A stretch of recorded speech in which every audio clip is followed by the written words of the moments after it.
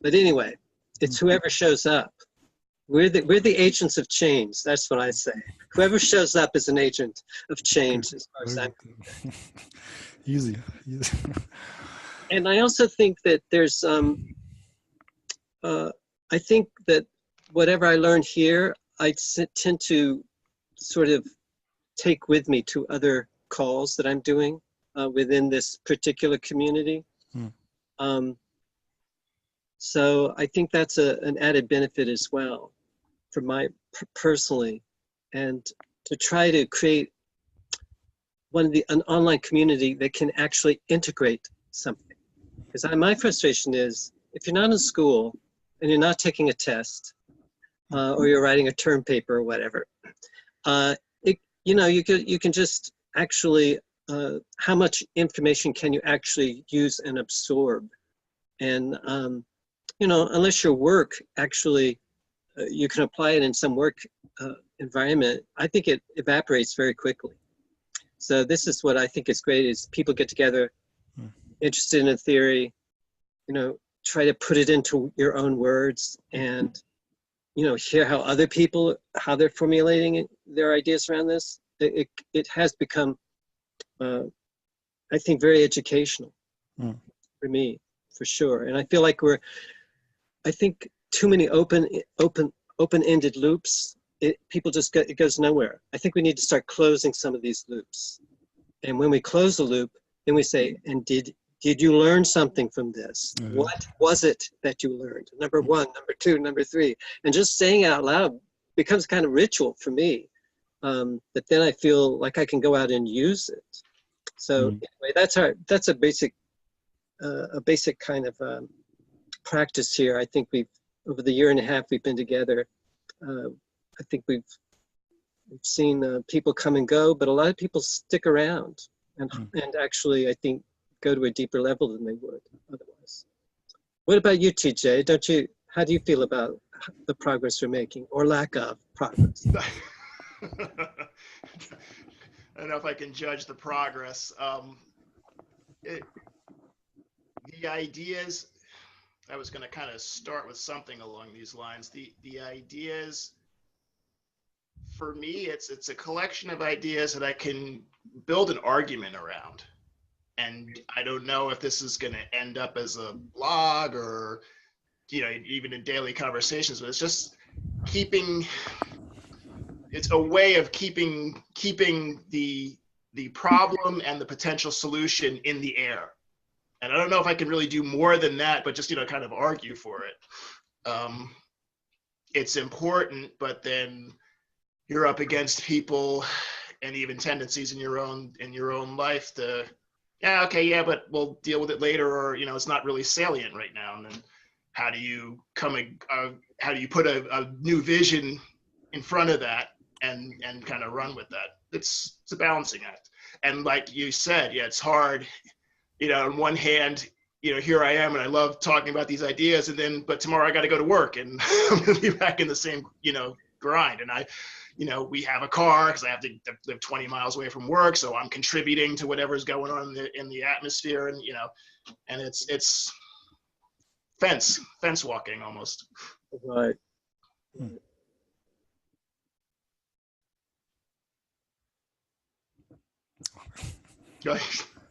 Oh, it's good. I mean, it's a nice thing. It's always good to, how should I say, it's a nice thing, once a week or more you meet to clarify your perspective on the world, right, so to speak. And there's not nothing, you know what I'm saying? This is, also what I'm saying, even if there's no real result, something like a book or something like that, it's still a great thing, because you are more clear about things, and you can, you can act more clear, and you can talk more clear to people, so to speak, right? So this is... Just like universal basic income. Most of the, I live in a capitalist system, so do you. We're all in this together, really. We all, have to make trade-offs. But I take that's very serious, I think. And there are some candidates who are running for president, and they're looking at universal basic income.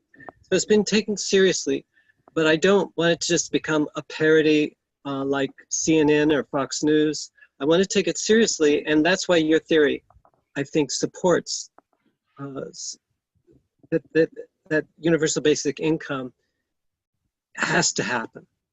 It's not just a nice idea, but it's something that there's a logic of becoming, and the technology has become so complex that the old kinds of relationships between employer and employee, where there was a shared intersubjective zone, that's vanishing very quickly in this gig economy.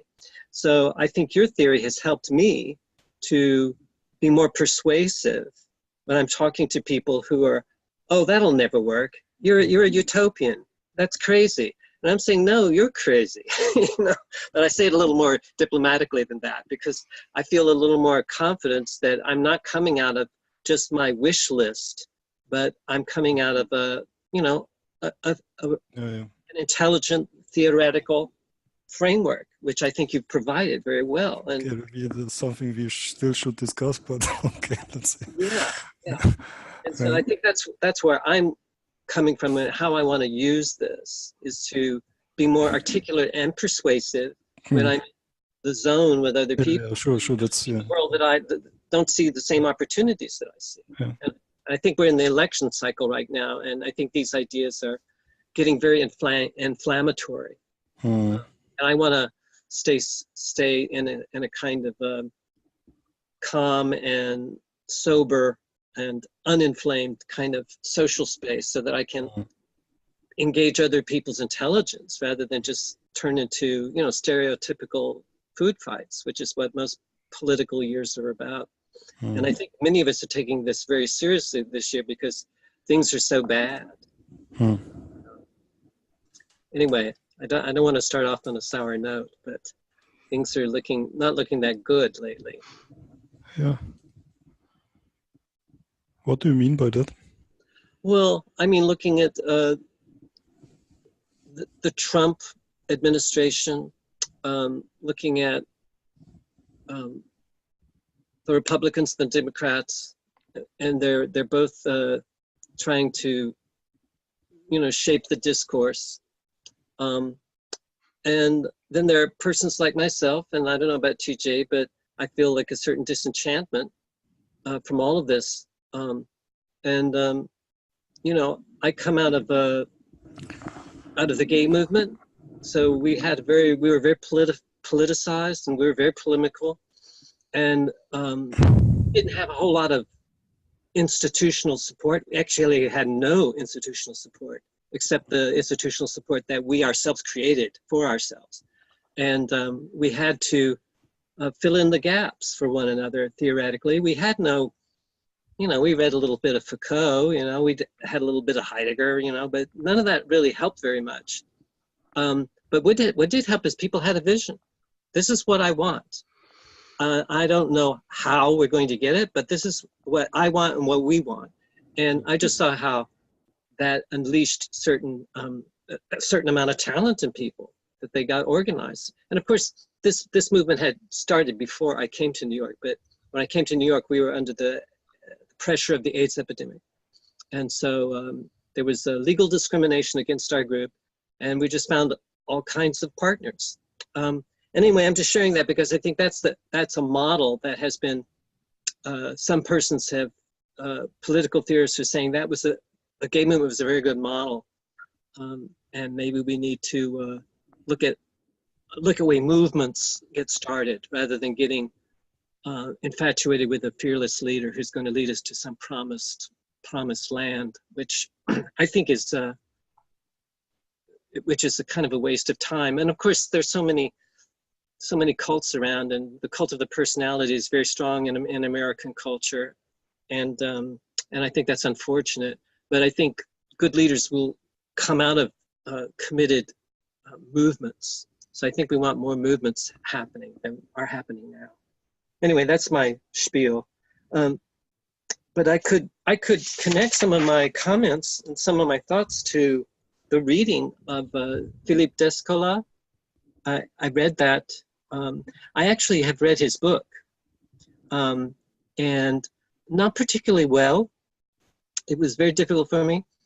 But I think there's a lot of food for thought. And I listened to, and I posted an interview or a dialogue between Bruno Latour and Philippe Descola, which I thought was really interesting. I don't know, did you get a chance to see that, TJ? Parts of it. Yeah. Yeah, I got about halfway through. I did read the anthropology, cosmochemistry article, which I thought was interesting.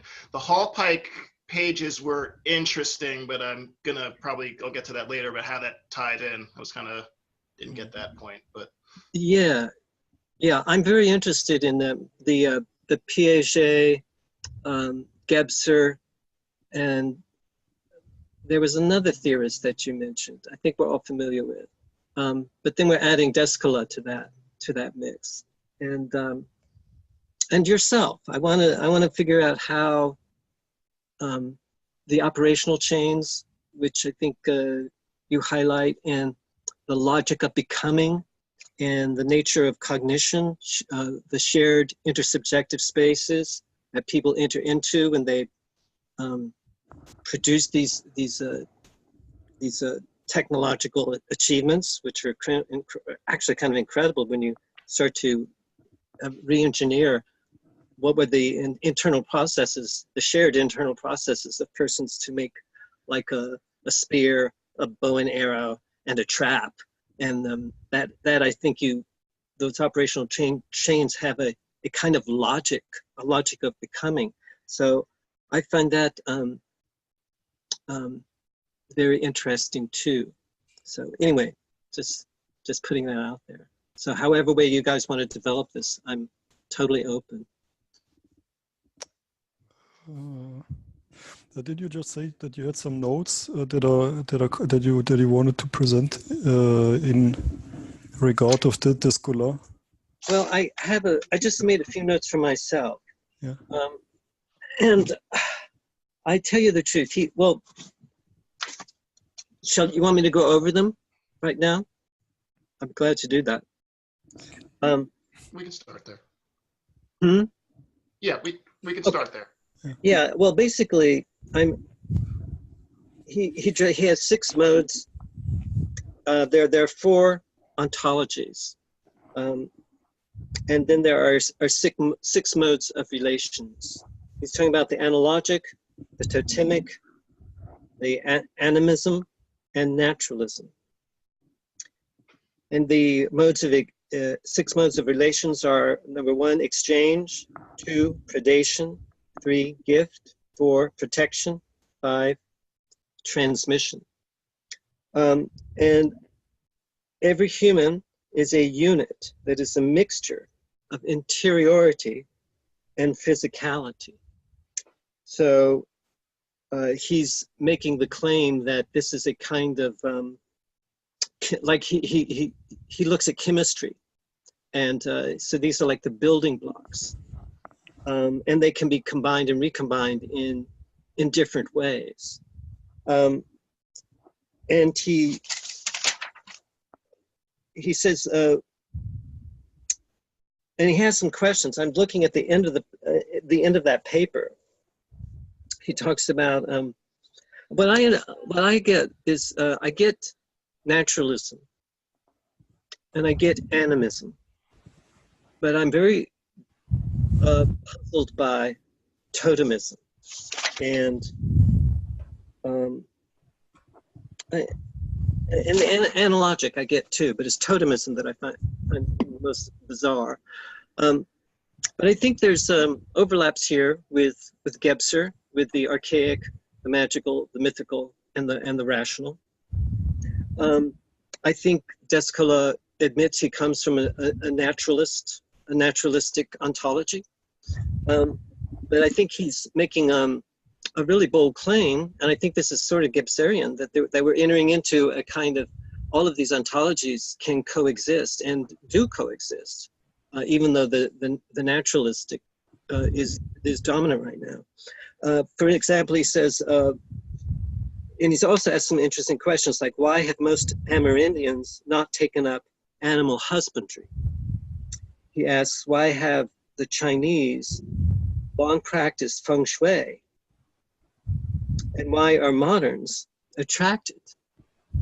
He doesn't mention, but I think they should add Tai Chi, martial arts, acupuncture, shiatsu, which is Japanese. But all of these are different kinds of healing arts that draw on a different kind of on a very subtle anatomy, which is very different from anything that we do in Western medicine. But these are compatible in some ways, because acupuncture is used for pain management and for actual serious illnesses like cancer in Western hospital medical settings. So there are strange kind of hybrids going on. And I actually knew a physician. He was trained in the West, but he was Chinese. And he was able to he was an acupuncturist as well as a Western trained physician. So I think that's very interesting. And why are moderns so attracted to these healing modalities or these philosophical systems or meditation systems, which have such an ancient orientation, actually. I'm also reminded of a book, I can't remember, I think it's a guy named Joseph Storm. I can't remember his first name. I can't even remember the title of this book, but he was making a claim that we have never been disenchanted, that in our current, in the world that we're in right now, he said, I don't remember what the study was, but he said like 85% of the world's population believes in some form of the supernatural, some form of the of the paranormal. And so it seems though that, of course, in academia, that's a very different kind of story. Although some persons like Jeffrey Kripal, who I'm a student of, he's a philosopher of religion. He talks a lot about the paranormal and believes it's a very legitimate field of study. So anyway, back to Descola. He offers his table of elements as the preliminary knowledge base, the explanatory power of which he has demonstrated impressively. His anthropological cosmochemistry is a project that deserves to be examined, taken up, and tested. So I think that's a worthy project. And I thought in his discussion with Latour that they were very, I thought it was a very interesting conversation. And anyway, and also, let me just share, I want to share a dream because I'm into social dreaming. And this is a way for me to integrate these different theories. And I was, right before I usually do like a dream yoga practice, but I combine different kinds of techniques. This is a very old kind of practice. But I was looking at I was looking at, I don't know if you can see this. There's a point, there's 2 points on a line, there's a triangle, and then there's this sort of lots of different triangles on top of one another. So I was thinking about the triangle. This is a very Platonic idea, actually. And where is the triangle? And then I am feeling a buzzing sensation. And I always recognize this as the onset of a lucid dream. And I am in a room with my brother, and I am in a yoga pose. I am in the Sphinx pose, which is you're lying down in your stomach, but you're up like this. And in this pose, my brother is next to me, and he's watching me as I move from a semi-physical into a subtle kind of space. And I feel a lot of love for my brother. And as this gets very intense, I feel that I am lifting up and out into a vast space. And I hear my brother talking about Spain. And I start to sing, "The rain in Spain stays mainly in the plain," which is an old Broadway tune from My Fair Lady. And then I say, and now I'm very lucid at this point, and I'm swirling in this incredible sort of phantasmagoria as I sing this song. But then I say, I want to go to ancient Egypt. And then I'm soaring through space, and I see a collage of images and the Grand Pyramids, and I am flying over deserts and villages and exotic architecture. And I say, I want to speak to the intelligence that has created these beautiful images of ancient Egypt. All the images cease, and what appears in front of me is this white blob. I don't know how else to describe it. And this white blob is upon a flat screen. And on the flat screen, I can see very vaguely little hatch marks like that. And I sense that it's it is an alien kind of intelligence. And then I say, what does the intelligence that created the beautiful images of ancient Egypt want to have happen? And then at that point, everything started to fade. And then there is a sense of the physical body, which almost is like a garment that wraps around me as I consciously move from this dream space into a physical space. And then more things happen. But I think there's an interesting, and then I went back into a dream after reflecting upon that experience.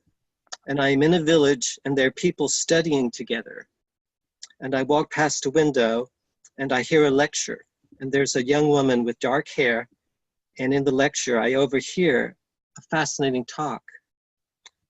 And I say to somebody, the woman with dark hair gives a lecture on literature, and this is the way that literature should be studied. And then I woke up and I wrote all this down. But I have a funny feeling that, like Gebser, and I believe like Descola, I think we all dream. We all go to bed at night and we dream. Some of us remember them, some of us quickly forget them, some of us make a study. And I think we can be very attentive to the different layers that are happening in these dreamscapes. And I believe our collective unconscious, and this is not original with me, as we pay attention to our collective unconscious changes. And I'm borrowing this from Carl Jung.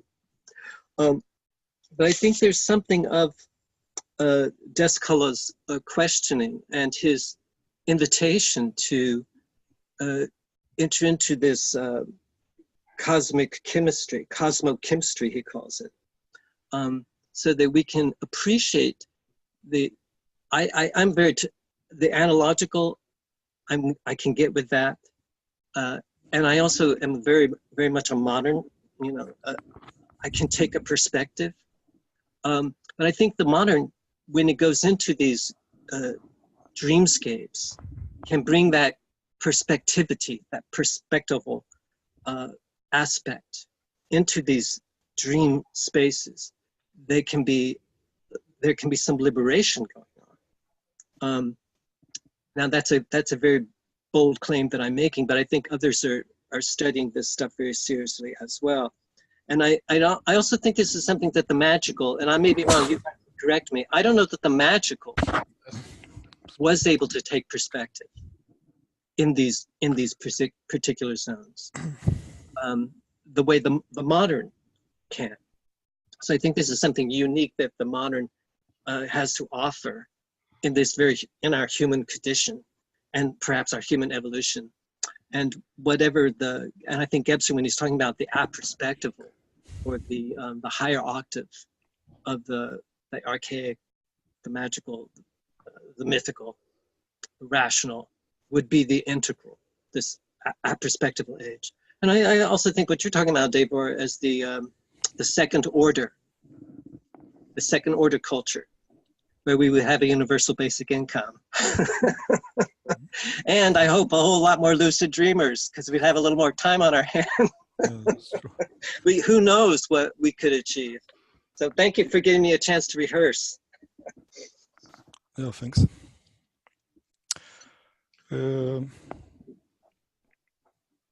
I have to say things, but I'm not sure. Maybe TJ has to say things. I think get what I got from Gebser's point, and this kind of ties into a way of thinking about Hallpike, which actually, thank you, John, because the way you said that the magical, there are things that the magical associates, but they don't necessarily have a perspective to bring that comes with direction, and thought that's straight out of Gebser. And that's probably, now that I'm thinking about it, that's probably what Hallpike was getting at, because he didn't say that, he called it primitive, societies. And I guess he meant original societies, hunter-gatherer societies, as opposed to our modern pejorative connotation of the word.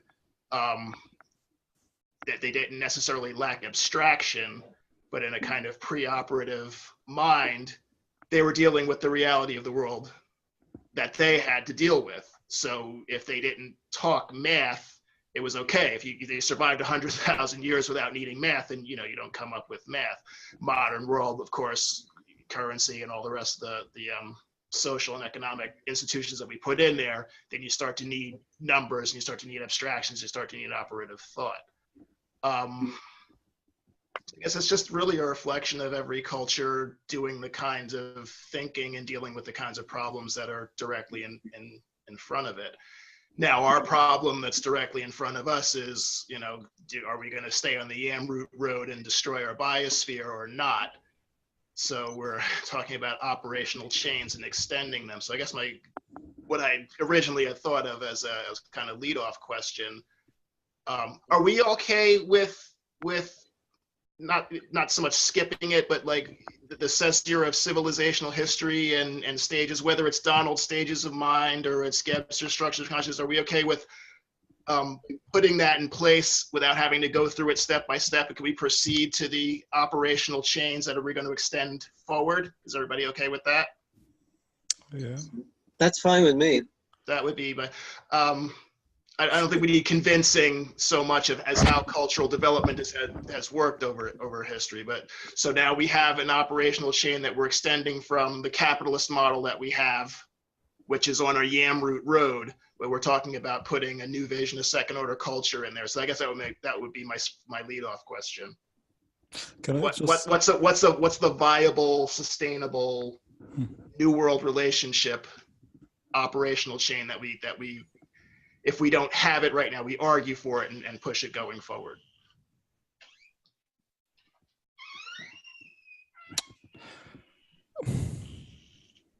Just so that I understand what you mean. So you're saying we just take it as granted already, that we know that there are these stages, so to speak, and now you want to focus on what's happening in the future. Is this what you just say? Yeah, the basic gist of it. If that's okay, unless there's a couple. Yeah, sure. Go on. We can go back anytime in history if we need to look up stuff. Okay. I think in your essay, you leave us with that.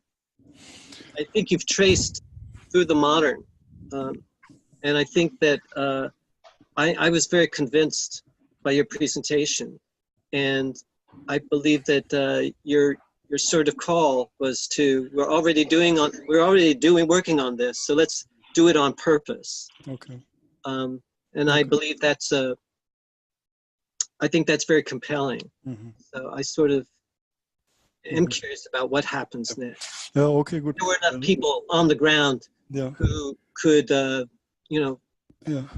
find the operational chains of the future from that anterior future. Okay. Then, what would that be like? Then I will have to say something now. Let's say maybe 5 to 10 minutes or something, if you don't mind. Go for it, please. Okay. So I have to go back for a moment. The reason why I sent you Descola, or I mean, you know, not why I sent you, but why it was important to look at it for a moment is, I think he's wrong. I think he's coming from anthropology, from classical anthropology, which usually, can you understand me, by the way? I have the... Who is wrong? Is it Descola? Descola. Yeah, Descola. I think Descola is wrong. Yes, so wrong in the sense that his cosmochemistry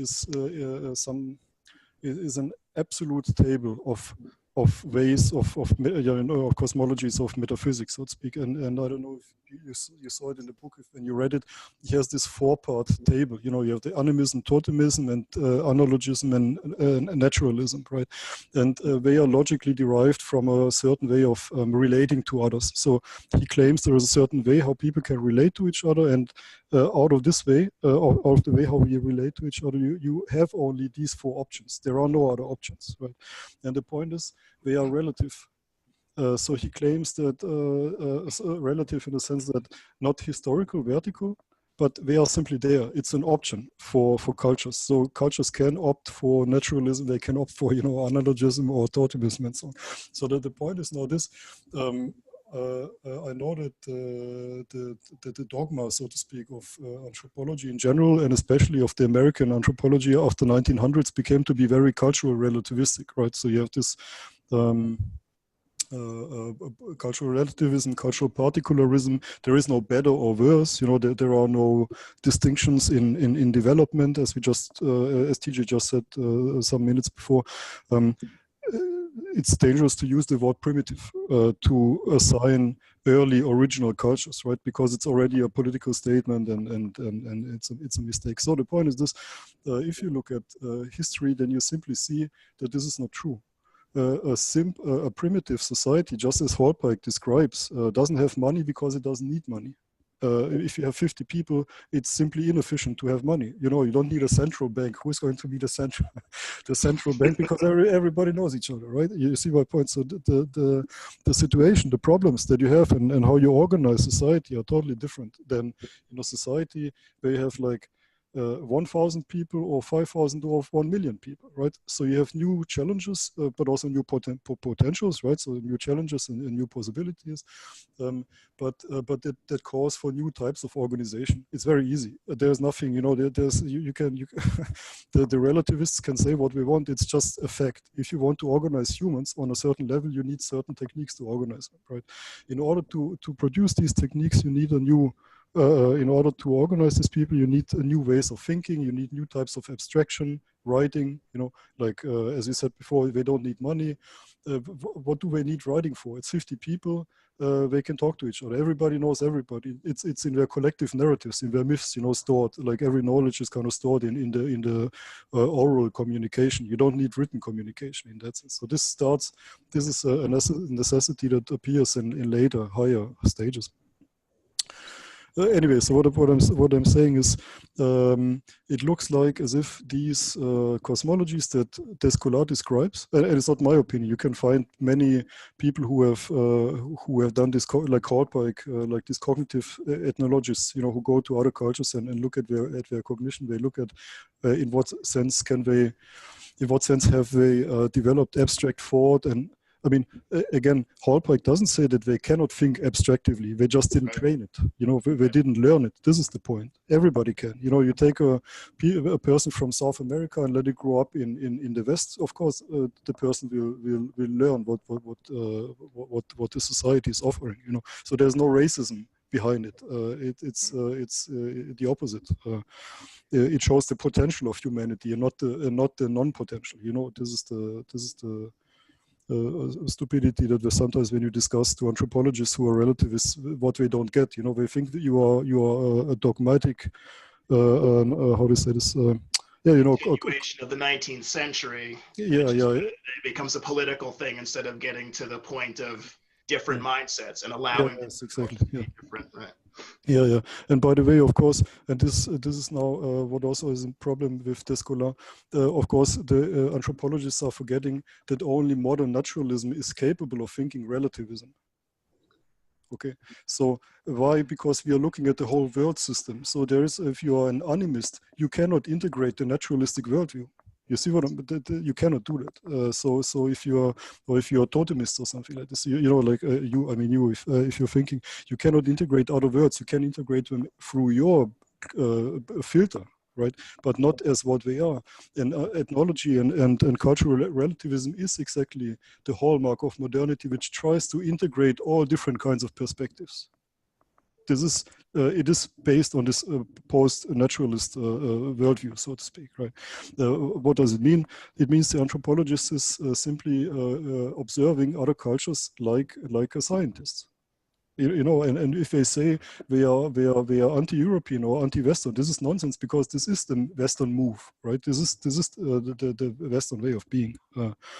Anyway, so what I'm saying is that if you look at these cosmologies and metaphysics, then you can simply verticalize them. Okay, so we are not horizontal, we are not relative, but we are vertical. We are developing over time. So, and you can see that so one can prove that, and it has been proven also by using Piaget's, I mean, not one-to-one, you know, but the ideas, the general ideas of development. So you can simply go to these, you know, primitive or early or original culture, do some experiments with them, and see how far can they think and how far can they not think. And then you will quickly see that there is a logic of these, of the development of these cosmologies. So with every structure or with every complexity of the society, you have a new cosmology appearing or emerging. Yeah. So in other words, the four cosmologies of Descola, they are not horizontal, they are not relative, but they are basically building up on each other. So if you want to get to naturalism at some point, you had to go through analogism. Okay, so this is the idea. So, and now to get to the past, from the past to the future, so to speak.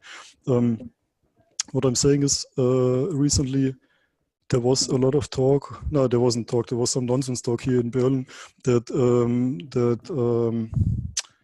that we are entering now a new age of animism. Animism in the sense of artificial intelligence being like little ghosts, you know, spirits, and algorithms are becoming real, and the world is becoming real, and all of a sudden we have spirits everywhere around us, right? And they say, oh no, we are going back to animism. Yeah, okay, so but why is that? So you can ask them, why is that? Because they said, because Descola says there are only four cosmologies, you know, and because Descola says there are only four cosmologies, this is exactly the cosmology we are going back to. You see, and this is of course nonsense. So the point is, there are not four cosmologies, but when you verticalize them, you can imagine that there could be a fifth one. All right. So this is the point. So if you verticalize them, if you don't verticalize them, and if you believe this is all there is, of course, then you can say it's animism. But this is of course nonsense, because it has literally nothing to do with animism. It's just a superficial, you know, word correlation, basically, like spirits. Spirits in the jungle are really not the same as algorithms. So what I'm saying is we need something new. Something new is happening in that sense. Okay, so to make it short, so if you look at these, there's Douglas. Hello. Hi, Doug. Hi. Hey, Doug. Didn't mean to interrupt. Just No, wanted to join in here. Oh, you're just coming at the Giving a right good moment. Okay, so I'll just repeat quickly. So the point is to Doug that that the four metaphysics and cosmologies that Descola claims as to be universal or only the only options are not the only options. And you can know that when you verticalize them. So when you put them in history, this is the point. Okay, so that then you can know for sure, it's interesting, potentially there's something behind us, something behind naturalism. Okay, this is the point. And now you can see also what I mean, how super Western centric he is, that he believes that everything that modernity brought up to now is the end of history, right? So naturalism is the end. So now you see how biased the anthropologists themselves are. But in the moment when they think they are not, right? In the moment when they produce a theory that is not Western, right? Supposedly. I mean, okay, Descola is not a stupid person, of course, but I think he's very biased and very much in a certain dogma of thinking. Anyway, so now the point is this: if you look at if you now try to correlate the operational chain expansion in history with the stages in history and with the type of world relationships, with the metaphysics and with the cosmology, so to speak, you see there's a correlation. So every time you have a discrete expansion of operational chains, like discrete means a qualitative shift, you will get a new type of metaphysics. Yeah, it's very easy. So this is what happened with the Greek when money came, when the alphabet came, when the polis came, when democracy came. The modern theater is part of this, where people start reflecting their myths. We are not in the myths anymore, but we are putting it into this sphere of the theater, where so to speak, the collective is resonating with itself. It can reflect upon the myths, so to speak. This is a new thing. So there's some sort of new type of thinking appearing in the moment alphabet, money, and democracy appears. And by the way, it's also the beginning of the Iron Age, but I've never found any correlation to that. I wrote it in a book. There might be a correlation between the iron, which was started to be, iron was used longer, much more so deep in parts, but it became a new thing, like how to say this, like it became institutionalized. So the Iron Age basically started around 1000, which is 100 years before the first polis appeared in Greece, and then the whole Greek reality appeared, right?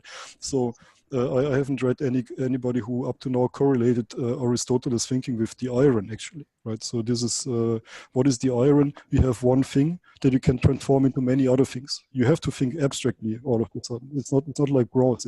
Bronze is something different. Bronze is anyway, that is not important. So what I'm saying is there are correlations between the types of thought and the challenges, so to speak, that people are facing or that the society is facing. And with every new deepening of the operational chains, means you have new problems and new solutions, so to speak. You get a new type of metaphysics. Very easy. So, and now, just to wrap it up, I don't want to have a monologue again. It's maybe one more minute. So, and now the point is this: that through the information technology, basically, so the idea that you can render everything by information, we again have a new extension of the operational chains. We have new, so to speak, new agents and new ontologies involved, and I don't mean like artificial intelligence or something. I mean also agents on the nanomolecular level or something like this. We are dealing with quantum logic, so to speak. We are dealing with chemistry. We are dealing with atoms, small, tiny things, that you cannot see, but through information you can reveal them, bring them up translate them into our mesocosmic reality, right? So we are not here, but you can transform them through the concept of information. You can transform what's happening on the lower level into our mesocosmic level, right? So in other words, the operational chains are extending in time, in space, in microspaces, nanospaces, macro times, and macro spaces. And yeah. You're like talking about quantum computing? No, in general, like the whole idea of the quantum, that we can access this realm. Like think for example of a laser or something like this. You see what I'm saying? So it's this micro realm which is now part of our operational chain. So we can build something. Think for example of even computers. I think I read something yesterday. Now we are building transistors with 5 nanomillimeters or something. What is this? A millionth or a billionth of a millimeter or something, like nanometer or something, right? So like very, very tiny. So what I'm saying is this: you cannot see this with your eyes anymore, and it's not mechanistic anymore. It's not pushing and pulling like in modernity, where you have mechanistic cogs and wheels. You know how to say this, like these gears and stuff. So it's something below. It's a realm that only can be accessed through information. So that, in other words, you need a display or a mathematical medium that will show you what's happening in this realm down there. You see my point? So anyway, it's a long story. The point is now that we have this new this new type of we definitely have a new shift in operational chains, and in the long run, and basically we are just now in the beginning, like the Greek were in the beginning when the iron was developed. So it's a long way until this will form into a new structure of metaphysics or politics and so on. So it will take a while. So if, for example, in Greece, it took let's say from 1,900, and then the money in 800 or something, 700, and then the formation of the Greek. No, let's say like this. The formation of the Greek formal abstraction started around 650, a little bit after the introduction of money and the alphabet, but it took 200 years until Aristotle, till it was fully, so to speak, fully developed, like a sculpture. The sculpture was finished at this moment, so it reached its end at the time. So the whole subject. The same happened in modernity too. From the beginning of the compound machine, around 1200 or something like this, until it fully materialized in a certain type of thought. Let's say it took like 200 years or 400 years until 1650 with Descartes, and then up to Kant. So the whole time between 1650 or 1630 in that case to let's say 1750, 800 or something.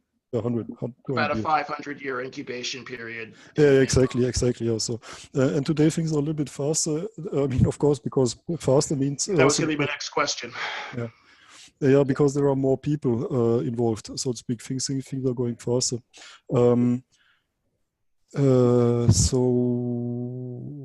Okay, so this is basically what I wanted to say. So recently, I was thinking that maybe this Thunberg, Greta Thunberg, the little tiny Swedish activist, Oh.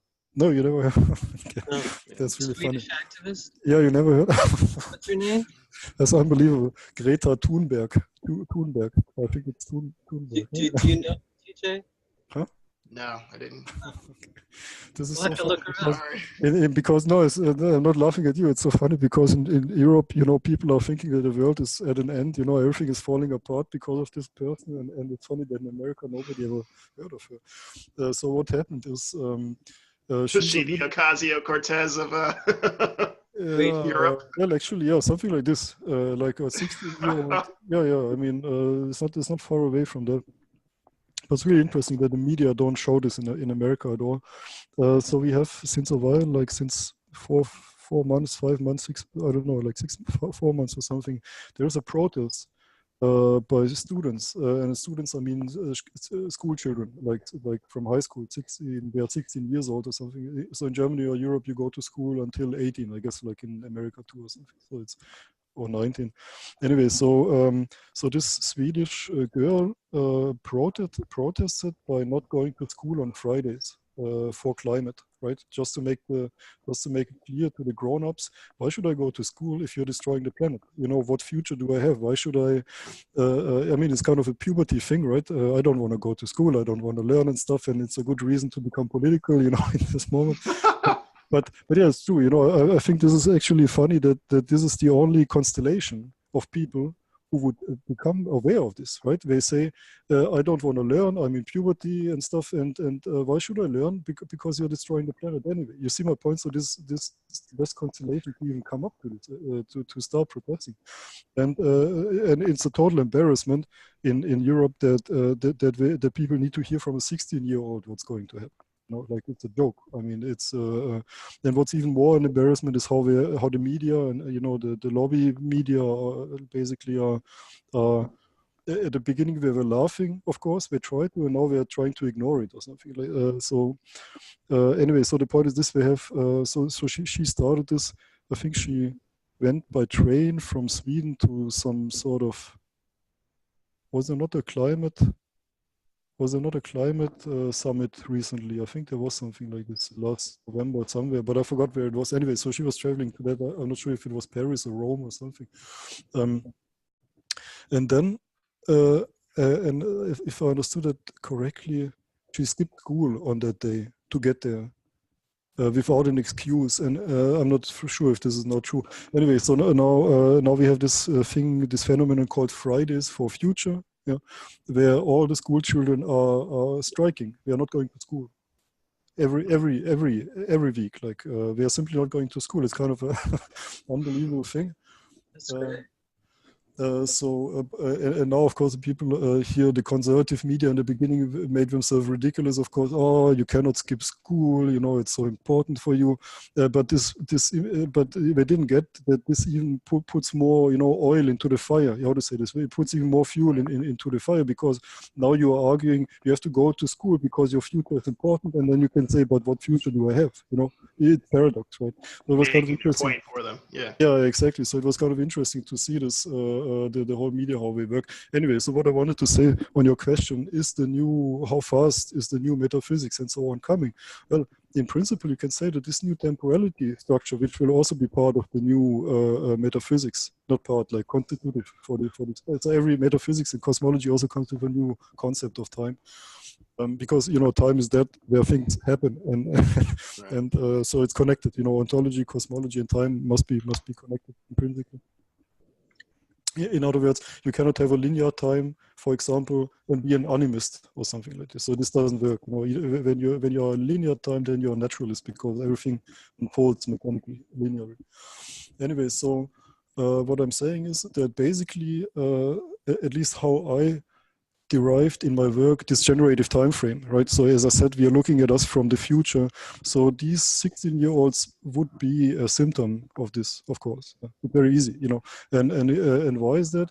We are saying it's very easy. The point is this: earlier on, you had in the classical modernity time frame, you had this concept of what I do today will mechanically evolutionary unfold into a positive future. For example, I learn something and then I have a job in the end.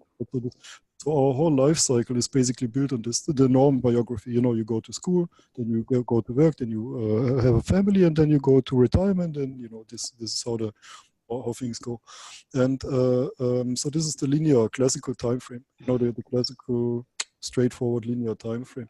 And what I see with this Thunberg is exactly what I describe as the generative time frame. Everything they do now is correlated to a second order future. Yeah. So you cannot just simply do things anymore.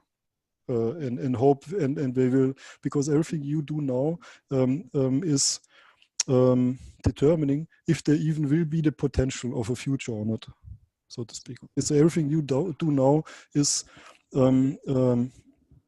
in some sort of a loop determined by what you expect what will happen in the future. This is a difference. So what I'm saying is it could be that that we are already there in this new temporality. Why? Also because the technological civilization, so this new depth of operational chains already had an incubation time. The whole post-modernity was the incubation time. It started already in 1900. I mean around 1900. You know, when Nietzsche said God is dead, so to speak. So I'm not saying that it's Nietzsche, but this is the one of the moments, you know, the marking points where you see that something is shifting, so to speak. I mean, I mean, you should declare God is dead after 2,000 years. Something very big is shifting, right? So it's not nothing. Anyway, so what I'm saying is, according to my observations on these developments in history, we are just beginning to go into the second phase of this new. It's slowly opening up, so to speak. So there are now, well, we are close to it. We are not yet there. We are in the middle of the first phase, so to speak. And the realization of this new metaphysics that should come according to this perspective, well, we have the first traces of that.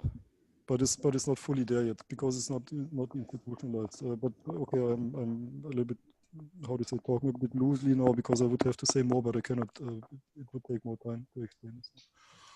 You know, I would have to explain why I talk about these phases in the. But I cannot do this now. Anyway, so is this like a small?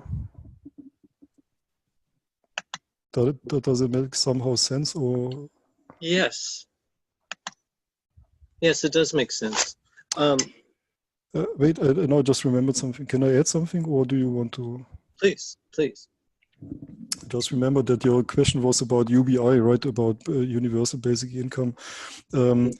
So yeah, as I said, again, with every shift in the operational chains, you also have a shift in economy, in the structure of economy. I hope I made it clear in this article that when the compound machine appears, the capital is what connects. It's a necessity, right? The capital is simply a necessity of the compound machine to organize reality in a compound machine. To organize the reality or built around the compound machine. Anyway, so that's why I suggested in another mail, but I'm not sure if you got that. The book of Graeber, the debt, 5,000 years of debt or something. So he shows an interesting. I think Douglas read it. He shows what was it in the chapter 6 or whatever. He shows these different types of economies. For example, where he explains that the slave trade was not only, I mean, we know that today, right? Everybody knows it was not only the Western people, but also the Africans themselves contributed, right? So, but why was that possible? Not because they were evil, whatever. I mean, of course, maybe some people were certainly evil, but Graeber shows very clearly that it was a certain type of economy in, I'm just generalizing. Africa is big. I know that at some parts in Africa, at this moment in some cultures, where you trade humans. This was the part of the economy. We didn't have money in that sense. I mean, and humans were not let's say like this, the humans were not traded in the sense of money, but you have a different type of understanding of economy, which means economy means distribution of power, basically, right? Distribution of the chance, the chance to produce something. And It's also the function of a low population density as well. Yes, exactly. It's different, right? So labor just to get any kind of project started, the labor shortage. So that was the way to tie people into land and projects that needed to be done. Yeah. Yeah, right. Or if you did something wrong, like the one clan killed somebody from the other clan, and then you have, then for reparation, you give one member of your clan as a slave, right? Right. But everybody accepts that in a way. The slave even has to. So it's a totally different reality. So what I'm saying is, now you can simply see that. And the same happens then in, how should I say, the mistake that modernity makes is to look at economy really just as a functional, discrete, mathematical thing. It's not, so it's obligations. I think Graeber makes it kind of clear. It's about debt and so on. So, but we talked about this in well, we didn't really talk about it. We talked about it a little in the one thread on the last discussion about the assemblages and about subjectivity. So as I said, and TJ also confirmed that humans are never outside of their assemblages. So you can just say, here is my mind, and there is the other mind, and now we're going to exchange, for example, money or something like this. Just imagine for a moment, where do you use money? So when you use money, how much of society and assemblages are involved in this process? So you have a bank account. You know that there is somebody who is going to guarantee you that this coin or piece of paper, which means nothing, means something, right? So you have in your background, how much money do I have? So you have a sort of storage for how should I say, not for money, but for stored. How should I say? It's a memory storage in a way. So your bank account is basically also a storage for how much you worked in the past, for example, right? So how much money could I accumulate? So in other words, what I'm saying is, using money, for example, you're always, it's not you're always addressing a certain type of self that is forming only in the society. Does it make sense? Do you have some more? I'm not sure if I make myself clear enough. Losing.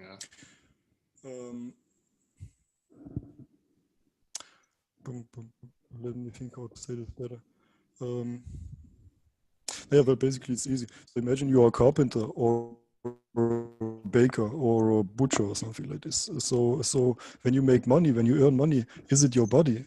No, it's so to say, is it only based on your body? No, it's on your capacities, on your it's built on your social form. Okay.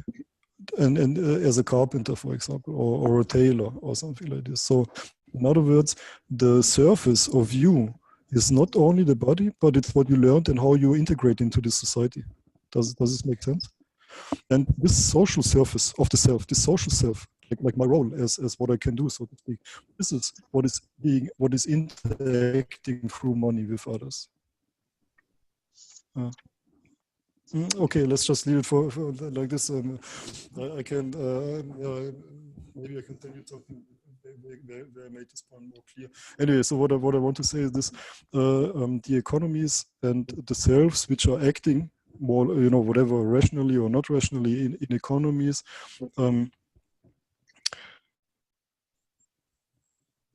How should I say this? They are not functional, so to speak. They can be. We are dependent on how the self sees itself in the world, and therefore we are dependent on the metaphysics of the self. So that's yeah, I can very simply. So what I'm saying is, when you look at Graeber and you combine this, who says that there are different types of economies. He talks about human economy, moral economy, and one more, like before money came. Right? Then you see that that the shift in economy now, yeah, cannot be just functional. It must be a shift in our understanding of ourselves, in how we see ourselves embedded in assemblages, because this is what happened earlier already. I'm not sure if I'm making myself like super clear here. Now, that's how I understood it when you had said assemblages. You were referring to that whole, the linking. It's not just an economic language; it's a linking of value of work. It's also a linking of social trust. It's a combination of all those things. John, I got the sense that you had objected to that because you were thinking of assemblages as a kind of abiotic thing, where I was thinking of it as certainly maybe not biotic, but definitely metaphysical and cultural with that, which is why I had agreed with that. Yeah, I would like to say an example quickly, John, to you. Look, you're having a pencil in your hand, right? You're holding a pen. You're holding a pen in your hand right now. Okay, and you are right.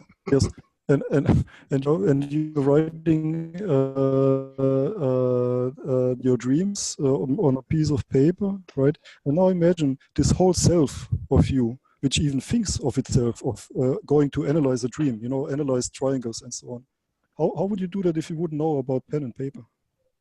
You understand? Your self is extending. It is part of this. So these technologies are part of yourself, although we are not in yourself. I mean, we are not in your body. You see what I'm saying? Yourself, or all of ourselves, are constituted by the boundaries these things give us that we use. You see, this is that's how it's meant. Right. And so when I write down a dream, I'm externalizing it.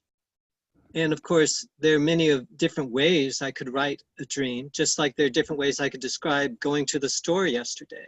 So I'm going to be, drawing upon all kinds of different patterns that I've absorbed. And I write it down. And then if I read it to a group, as I did tonight, there's another level of externalization going on. So now it's not just something that happened in my head, it's now happening in all of our heads because we share a language. And because we share a language, our minds are hopelessly entangled. Not necessarily our bodies. My body's here in Manhattan, you're in Berlin, Davor, you're in Jersey, and Doug is in Kentucky. Our bodies can be, loosely described as discrete and separate. But our minds, I believe, when we were using language together, yes, it's not easy to parse things. And I think I think this would be an aspect of the new metaphysics of this, of a second order culture, or an apperspectival, or whatever Graeber's calling it. or a post-money or a post-capitalist culture, there would be a different kinds of interiorities. And these kinds of, what I was just describing, reading a dream to a group, is not something we do very often. We go to a therapist. There are a few other places, maybe a friend you would tell a dream to. But I believe that out of these kinds of practices, just like the young lady that you said decided not to go to school on Friday, I think these are the kind of signs that a new kind of interiority is starting to be shared. And shared, I mean, that means we become committed to one another in different ways than we have been previously. So you're talking about being embedded in assemblages. And it's like, what kind of assemblages? And I believe this is bringing it back to a lot of different things you've said, and also this whole idea of nature, going beyond nature and culture, which is the book Descola wrote. And I think the comment in that Latour made, he said it's not just about going beyond nature and culture. That just ends up, going into sort of a kind of a dialectics, but it's going underneath and before that nature culture divide. And I believe we are in the midst of changing our relationship, the human to the human, the non-human nature. I believe these are these categories which arose out of a Newtonian world view are very much in question now, as the new quantum capacities of this technology is going to produce different kinds of assemblages we've never seen before. When quantum computing comes on, which is rapidly happening, it's going to make this internet stuff look like kindergarten. we're going in many different directions all at once. And so I believe we're going to have new, I think we're going to, I'm looking at, you mentioned Graeber, I'm also looking at a theorist, his name is Alexander Wendt. He's written a book on quantum mind and sociology. And he's looking at the shift that's going to happen, because we thought, the quantum world is something that was so micro, it had no effects on us at all. But he says we are going to be able to create a technology where it's going to start scaling up. And what we now call micro, meso, and macro will be very different. And in this new kind of, the new kind of living arrangements and the new kinds of assemblages that will be assembled. And it'll make the whole, what we're leaving now, the employer-employee, you get yourself schooled, you get that job, you've raised that family, you get the pension, and you have maybe 10 years where you prepare for death, and it's kaput, that's it. That's the modern, that's the American dream, basically, in a nutshell. And I for one, am celebrating the fact that that's going to be over really soon, and it's already over for huge amounts of people. But we don't have an infrastructure for a new kind of psychology, actually, much less a new kind of sociology. So I think we're going to have to, yes, go beyond nature, the nature culture divide, and underneath, and before, and we have to go, and maybe even after. I think this is where the arts are so, will I think be a driver here. And I think this is, our culture is full of dystopian and utopian fantasies and all kinds of AI fantasies. But I think it's still preserving this mind-body split, which is deeply Cartesian. And I think we haven't quite figured this out, how in minds which are entangled with language and bodies which are not in the same environment, like right now. I guess this is a kind of environment, but we're in different physical locations for sure. And what kind of politics can emerge? And it's a tough one for me, because I've been in politics, and I've been very much an activist. I've been very involved but it's been face to face, and you can reach out and touch someone literally, and you're elbow to elbow, and you're marching against forces that may oppose you, and that takes a lot of courage, physical courage, and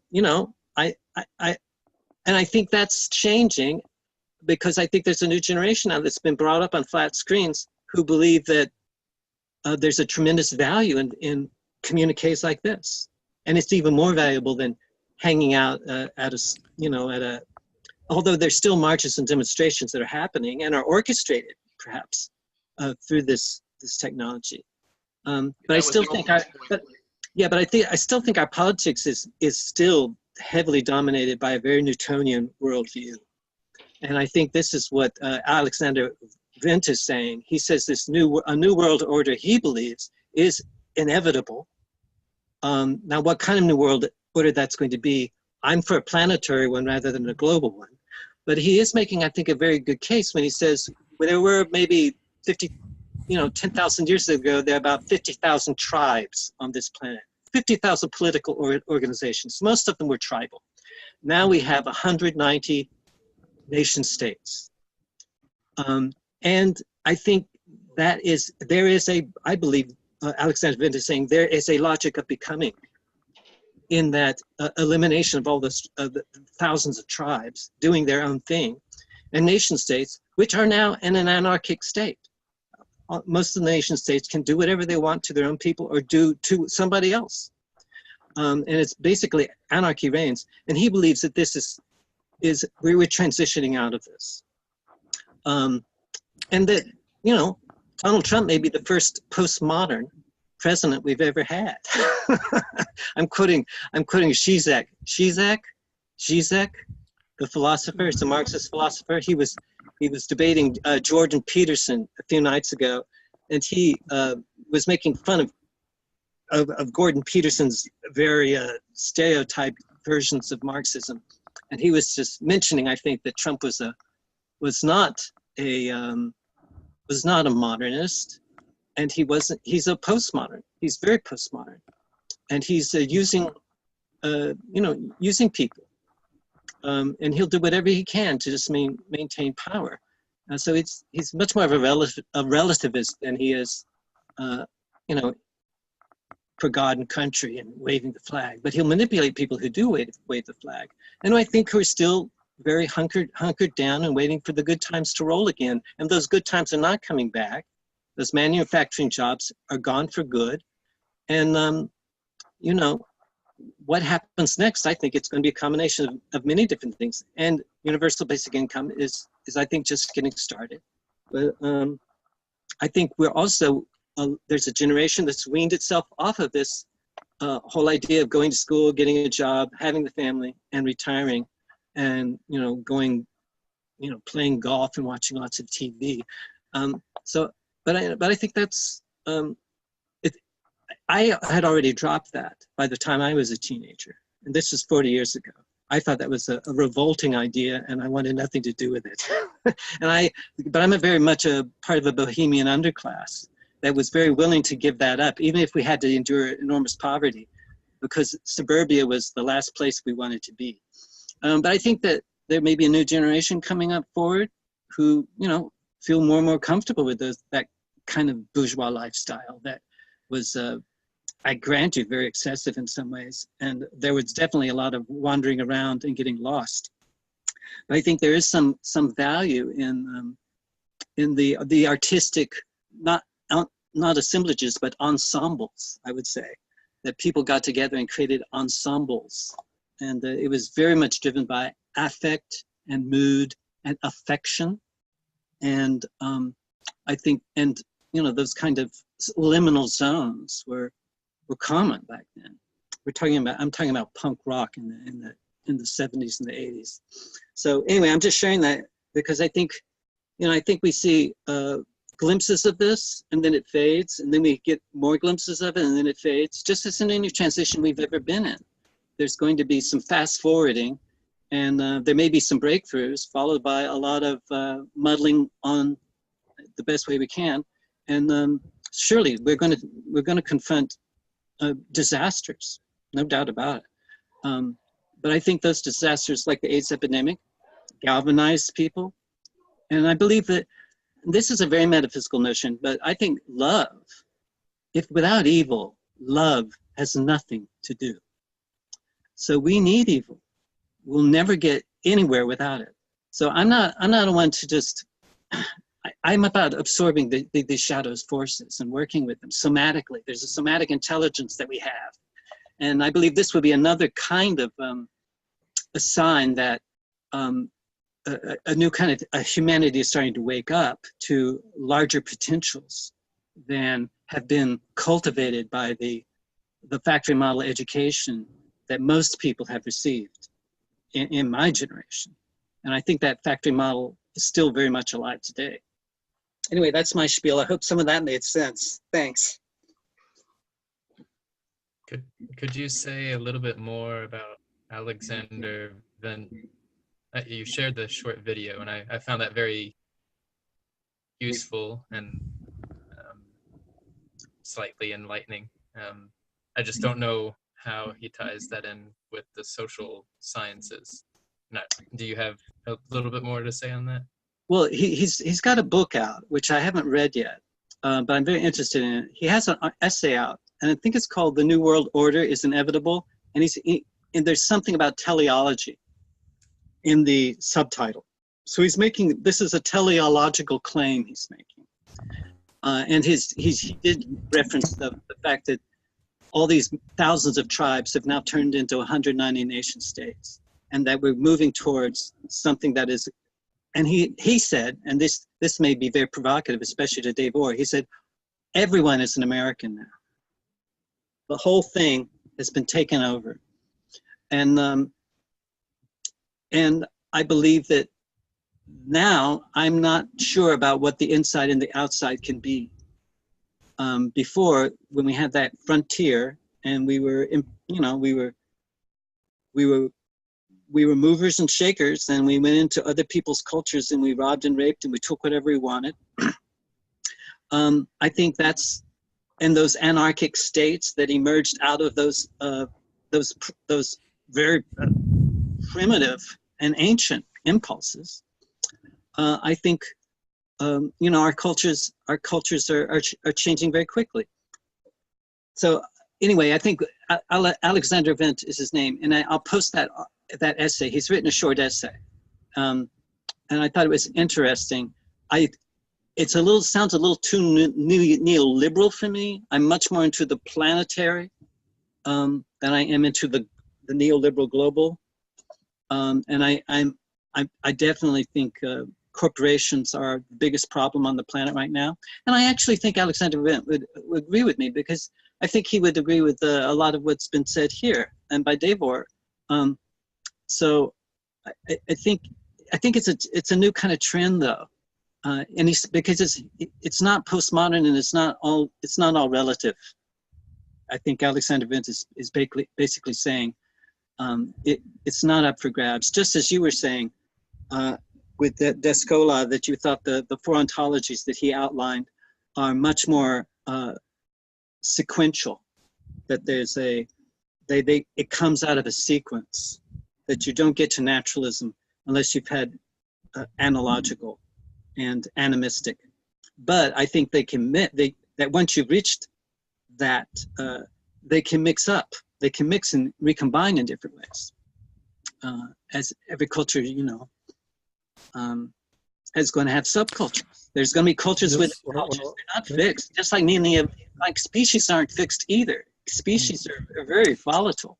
Yeah, on a personal level, but maybe not on an institutional level. So to believe in animism and magic today is easy if you believe in horoscope. All of us have some sort of, so to speak. And I'm not saying, I'm not evaluating it. I'm just saying everybody has some sort of mystical, magical. Who said that earlier? Was it you who said that we are not disenchanted at all, right? So 85% of the people are not disenchanted. Of course, we are not disenchanted. Actually, there's a lot of archaic stuff happening even of course, all the time in the West too. We just think, it's a discourse, it's a power, it's a power to say that we are modern and rational is just you know, to assert power, but it doesn't mean that we are, so to speak. So that's pretty clear. Anyway, so what I'm saying is, yeah, you're right on a personal level, you're right, but the question is if it can translate also on an institutional and technical level. You see my problem. So I believe you're totally right. We should deal more, let's say, with these interior spaces, and this is a little bit. I mean, it's important, you know. We can. I want to discuss it because it's important to analyze it, you know, to open it to how to say this, to distinguish between what's possible and whatnot. So look, when I sent you the links to the 1920s in Europe, like the Freikörperkultur, you know, the naked nudism and reform culture and Müsli and so on. I don't know if you looked it up. I did. So you know, the Monte Verita. You have read about this, the place, the Monte Verita. In Switzerland, there was some sort of retreat, like avant-garde or bohème retreat. It was called Monte Verita, where they were experimenting all these new things, you know, these ideas like reform schools, you know, seances, yoga, Asian thinking, you know, this whole poetry and stuff. So they were, so to speak, This is German, the right? proto-hippies, right? And it was primarily German. But I think it was Swiss, right? Swiss. Right, or they yeah, ended I up mean, in it was a Switzerland. European movement. Yeah, this was in Centered in Switzerland, but in general, it was a book, yeah, the Empire of Ecstasy, it's called, the book, where from I think an American who writes about his time, which is kind of interesting to read just to get an idea. So what I'm saying is, these, and that's also the reason why I said that I come from this area where the people grew up with these reform ideas, you know, with the muesli and they have all the hippies around you and stuff. So they are coming from this time when they really try to implement that, right? But the point is this: number one, maybe you remember my mail that I said specifically that between the industrial zone in Stuttgart with Daimler-Benz and Tübingen, where you know, Hegel is coming from, or at least where he studied. So what I'm saying is, this is number one. All this mysticism from the 20s is already highly modern. You see, this is not modern. This is not back to nature or something like this. This is a level of abstraction that you can only come up with in a highly abstract and highly civilized and highly industrialized society. So this is a myth, not a myth. This is some sort of reaction against, you know, it's called anti-civilization in Germany, you know, anti-civilizational movement like Rousseau, back to nature, back to, you know, back to the real spirits and so on. And this was very strong at the time around 1900. You know, as I said, I'm still fascinated by the nudists, you know, that because we went to the park naked, you know, it was, as I said, non-sexual. You know, it was really like a very, very disciplined. See, this is exactly why it's not back to nature. It's a very disciplined, very self-disciplined, very progressed relationship to others and to yourself. Right? I mean, Sounds like a Leni Riefenstahl movie or something. yes, but she's later, right? But she's still building up on these aesthetics and back to nature. But in that case, we were idiots because we said back to nature means back to the German mind. You know what I'm saying? Like back to the Nazis, so to speak. So the real, true cosmos is revealed in the Nazis, right? So this was Riefenstahl's idea. So she mixed back to nature with back to the only truth, which is German mind, right? So this is which is of course nonsense, because they themselves are only copying the Greek. You know what I'm saying? So it is a highly modern type of thinking. It's post-Renaissance thinking, and of course we didn't understand it. Anyway, so what I want to say is that that all these things didn't work. This is what I want to say. So we have a lot of this so-called reform pedagogic in around Baden-Württemberg. Baden-Württemberg means around Stuttgart. I'm talking about this area for a simple reason, because it was very progressed at the time, like Berlin too.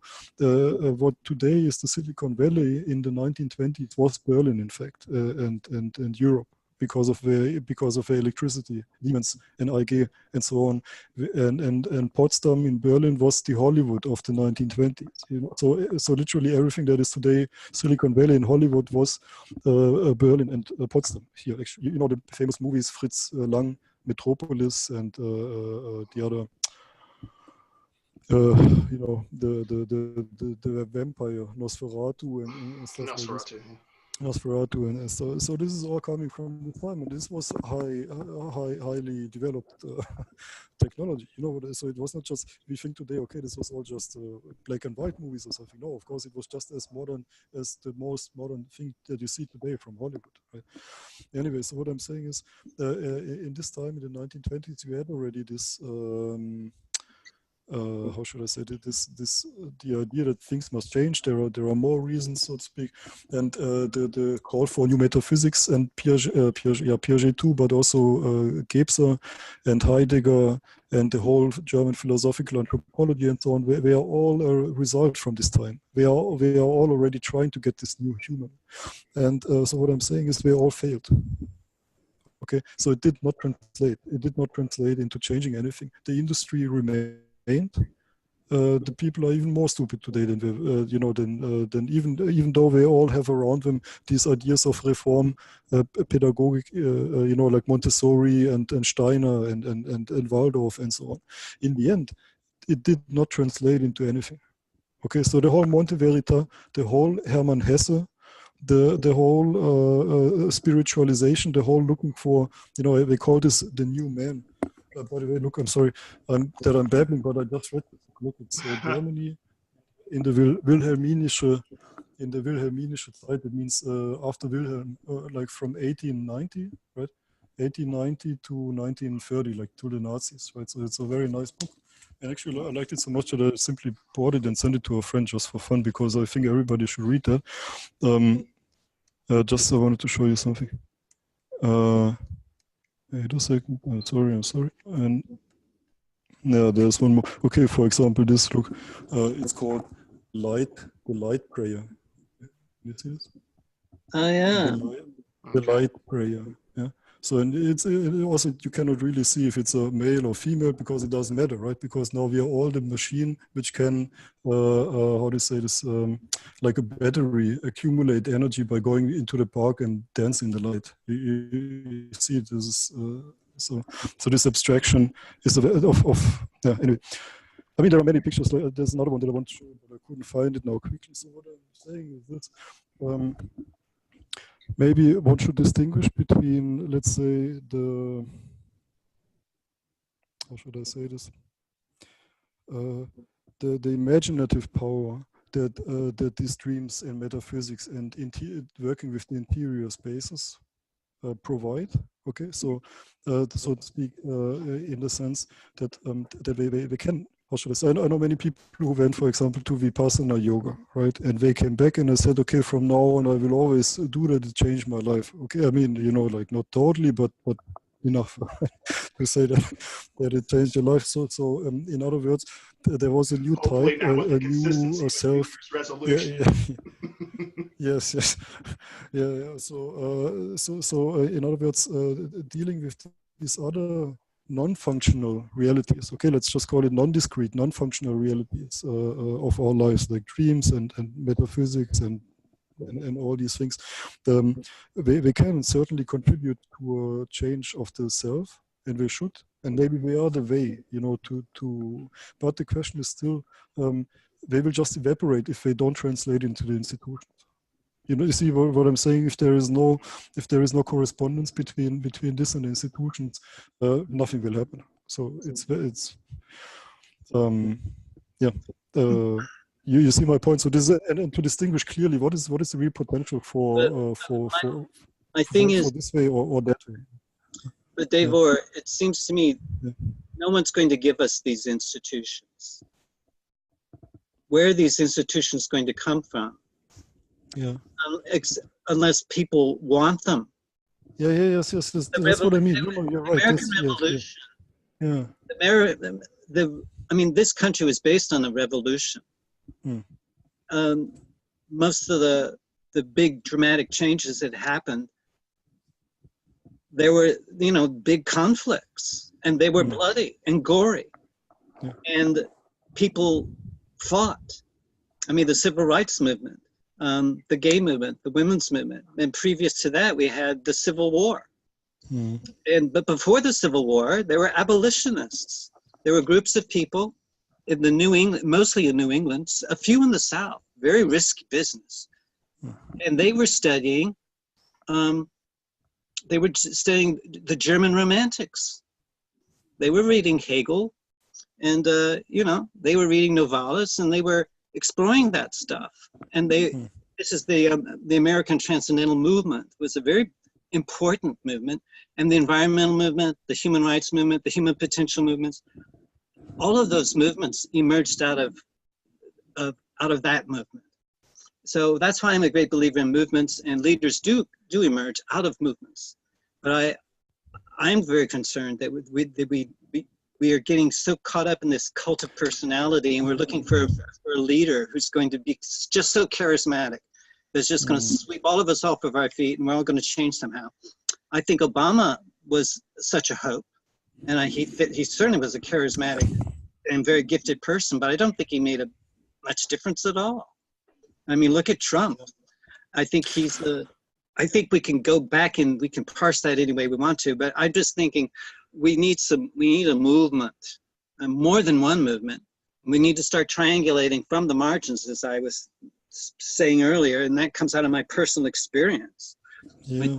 When you want something to change, you got to get together with people, even people you don't like, and you have to rub shoulders with them somehow, and you have to find some common ground, and what in order for us to risk something. I don't know how else institutional change can happen without persons who are willing to be whistleblowers and willing to be punished even. But they're not masochistic. They don't want to suffer, but they have something beyond their narcissistic egos. And I believe we can go beyond ego to ego. There's something else going on, and we can cultivate that. And I've seen some of the practices that we can parody them, and we can say how silly and childish. I think nudism is very embarrassing. I say thank God for clothes. Okay.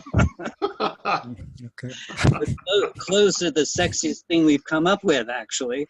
The unadorned naked body is pretty pathetic, unless you're idealizing some with a Greek statue or something. But I'm just saying that there are healthy forms of magic and there are unhealthy forms of magic.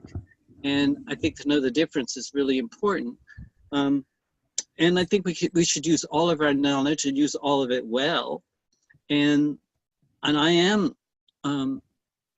I do think, and people can parody the New Age and how dopey it all looked, and how dumb. But you know what? I think a lot of the people in the New Age, and I was there, they got a lot of things right. There was a lot of people I saw being diagnosed with a terrible disease, and the medical establishment said, here are all these experimental drugs, and we're going to use them on you. And I heard them say, we expect you to sacrifice your life for science.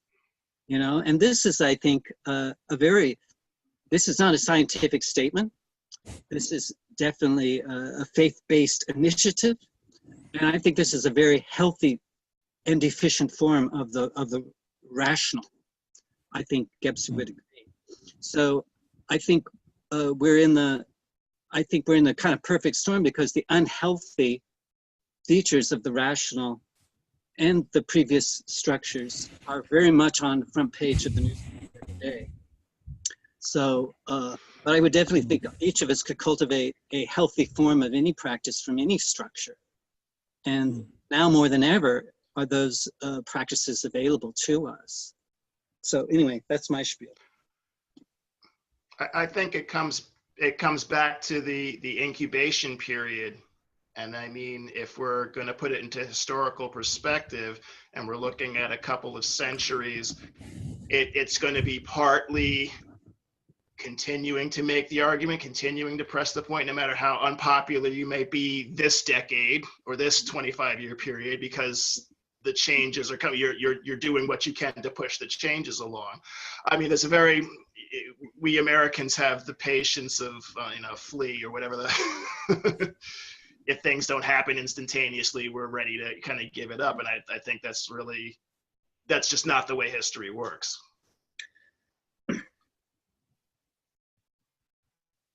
Yeah. Yeah, that's kind of. That's why I thought maybe the first step would be this is what I mean. This is what I meant when I said in the end of the article. But we are already working on it, so that there's a potential to push it in this direction. I find it again. I understand this. I mean, I remember Paris Hilton at Burning Man Festival, right? Taking drugs and everything. So what is this? What is the outcome of that? Did it change? Maybe. Who knows, right? Maybe now he's giving it to somebody. Okay. I just remember she said she was at Burning Man. So what I'm saying is this.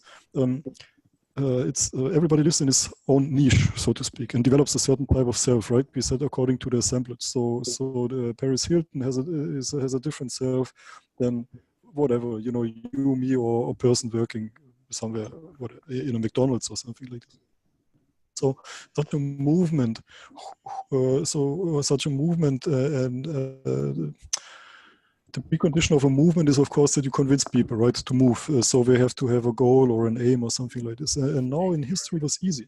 You had simple emancipation movements, right? So gay people, women, black people, African, whatever you say in America right now these days. So it's always clear. Huh? Sorry? Black is fine. Black is fine. Okay, sorry, because I'm always people say, in Germany they started it's not okay to say black anymore. So anyway, I'm sorry, I don't mean it in any way. Yeah. Anyway, so what I'm saying is that that's easy because you have a clear goal, right? So and with Obama, it was also a clear goal: change. Everybody could say, "Okay, I want change." Who doesn't want to change? I mean, usually 90% of the people want change, while 10% who exploit the other 90% don't want change. So everybody always wants change. So it's easy to say. Yeah. Change is a good thing. Well, change as long as I don't lose anything. Yeah, exactly. And you see that the same is happening today. That's my opinion with all this Yang and UBI and socialism. I want socialism and UBI as long as I can get back to the hedonism that I was promised to have.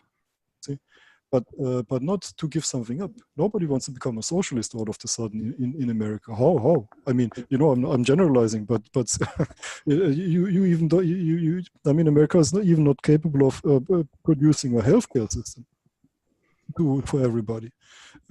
You see, you're light years away from socialism. I mean, I'm sorry to say this. I'm not talking to you personally. I'm just saying America is light years away from any mindset that will ever produce any sort of socialism. There is no collective. So there is no. I think in one movie it was once said, America is not a country, it's a business. So, and I'm saying this not, I'm of course I'm acknowledging all the great stuff that America produces, but now if you look at it from the perspective of a European, for us it's always very strange to see that there is no collective thinking in America, so to speak. So for us it's normal to pay taxes, for us it's normal to have health insurance because everybody knows he helps somebody else. While this is an idea which is not thinkable for many people in America. It's just incomprehensible. I'm not saying for everybody, I'm just saying in general. So what I'm saying is, how would you make a movement that the people are not by themselves already in a polar position, right? The gays were always in a polar position. It was easy to gather them. The women too, right? Very polar. It's the most polar thing you can be on this planet. It's either yes or no, right? So what I'm saying is easy, and the same goes also for the other groups that were suppressed or oppressed. And you see my problem, John. So with this thing. So how would you convince like this plural cloud, this chaos of humans, or let's say in whole America from Texas, whatever, to Louisiana, to New York, to San Francisco, to Washington. You see what I'm saying? To make a movement. And this is exactly what the problem was in the 1920s, and this is why in the end the Nazis came up. You had like billions of small little movements, millions of people who said, no, listen to my metaphysics, become more socialist, I think they were in the German parliament, I'm not sure, but I think because we didn't have the 5% minimum, I don't know how I say this in English, like you need a 5% minimum of votes to get into the parliament. At this time we didn't have that. I think there were like 30 parties or something like this in the parliament. Like, really, like the whole spectrum of everything was there. And so what I'm saying is, to become effective, to make an effective movement, I'm not sure if this still works by convincing people of a new metaphysics or by allowing them to discover a better, how should I say this, a more rich life in themselves, right? Because the one will like yoga, the other one will like making art, the other one will like produce music or something like this. You see what I'm saying? So it's too dispersed. It's dispersing. Okay, it's falling. So this and that's a challenge. Okay, so you see why I'm not criticizing what you're saying. You're totally right. It would be great that if you could get them out of their materialistic functional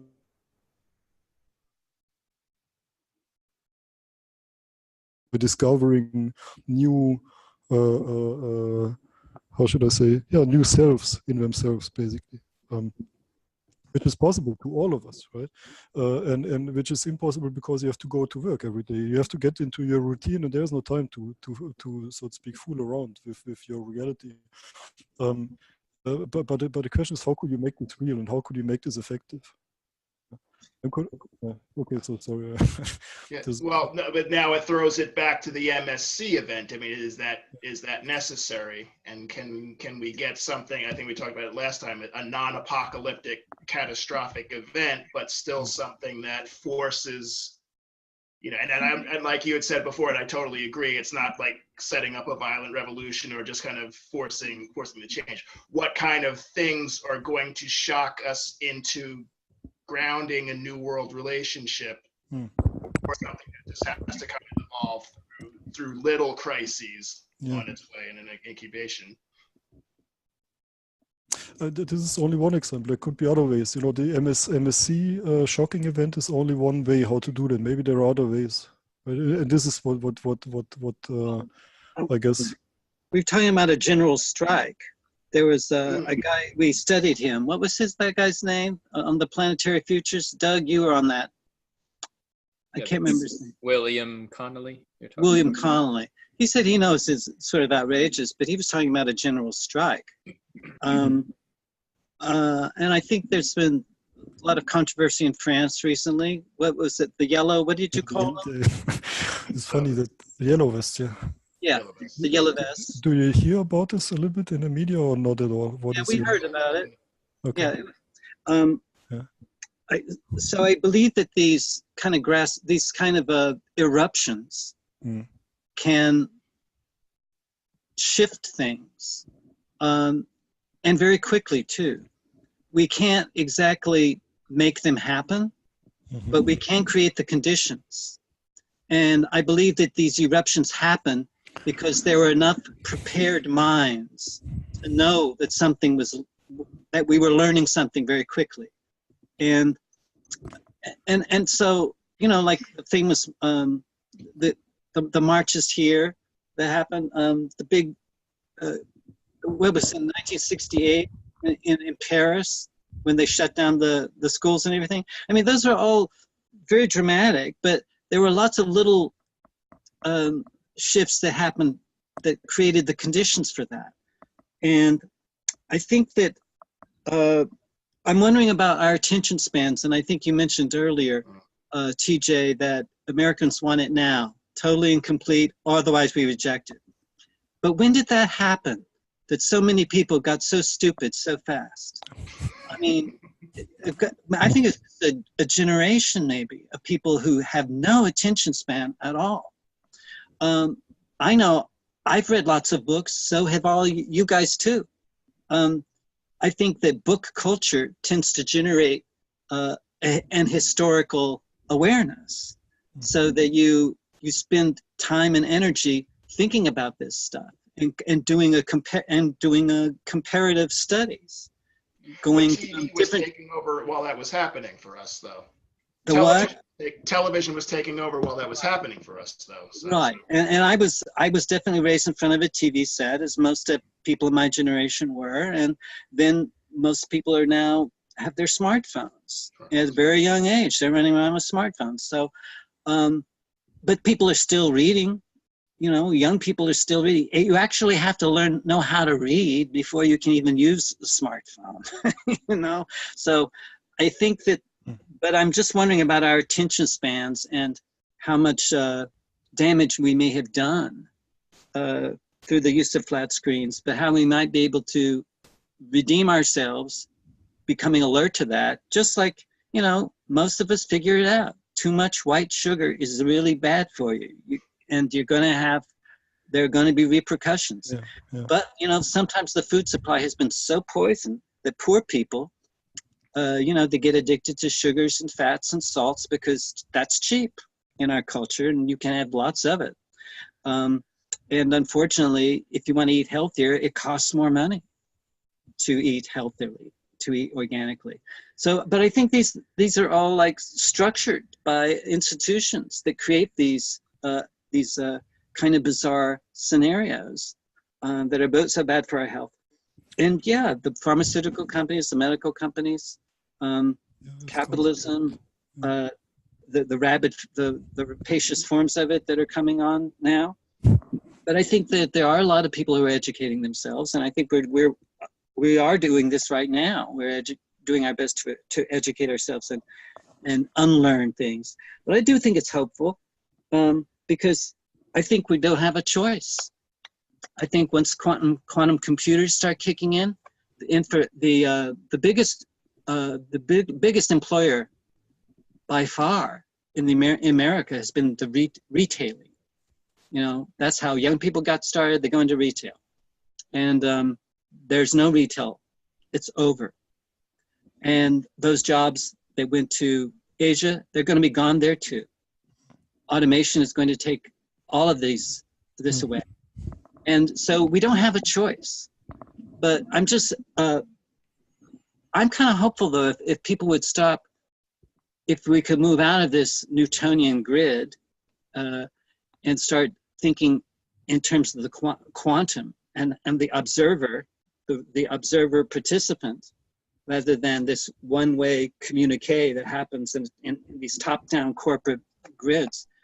I think we're going to start seeing new kind of subjectivities, even as when you think about Freud with the ego, id, and superego, he was drawing upon a hydraulics metaphor, and which was the, you know, that was the technology, cutting edge technology of his time. But I think with the internet, I think it's I think all kinds of new kinds of psychology is starting to happen. And I think many more people are comfortable with the idea of subpersonalities, that we are a theater space with more than one personality. There's no executive holding court. And I can have an intention. I can go out with my intention. I can get into my car with the intention, and there's a top-down dynamic that happens as I move towards that destination that I intend. But if a child runs in front of me, I step on something in my body mind knows to step on the brake. It's not a conscious decision. It's very much like a bottoms-up, a non-cognitive process. So I see these, but that doesn't mean we don't have free will. We're made up of top-down and bottoms-up and all kinds of in-betweens. And I think this is a new kind of psychology. And we're starting to appreciate that we have to pay more attention to. There's much more going on than what we have conscious, cognitive access to. And I think right now our psychology, especially cognitive psychology, is really dominated by this idea that access to what the cognition has access to is what's moving things. And I doubt that that's true now more than ever because of our technology and our involvement in it. And I think, so I'm kind of old school, but I also realize, you know, I see young people, there's still brilliant young people around. and they have these flat screens and they're making good use of them. And I think we're looking how at education, especially higher education, and people wanting to opt out of that may not be a bad thing. I know you're a professor, Dave Orr, but a lot of us didn't go to graduate school. I didn't, because I didn't see any point in it. But I think what we're seeing now with this technology, just about everything is online now. If you want to study something, you can find, if you know how to learn, you can go out there and you can get it. And I think we're creating new kinds of ensembles, like right here, just citizens getting together and sharing their knowledge and creating new knowledge, and that sharing. I think we're already in some sense liberating ourselves from the work ethic, which has dominated so much of our reasons to get together, is to monetize something.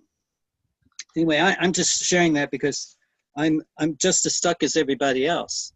I don't have any answers either. But I think we're looking at a long-term process too. So it's not like we're going to come up with necessarily the world problem-solving answer, immediately. What part of the operational chain abstraction of capitalism do you see as inevitable in the long term? And I guess that's kind of a political, well, not just a political question, but you're asking me, right? Yeah, as this develops. Can you repeat the question, please? One more time. Let me see if I rephrase it. Capital abstracted currency and carried it forward to the modern age.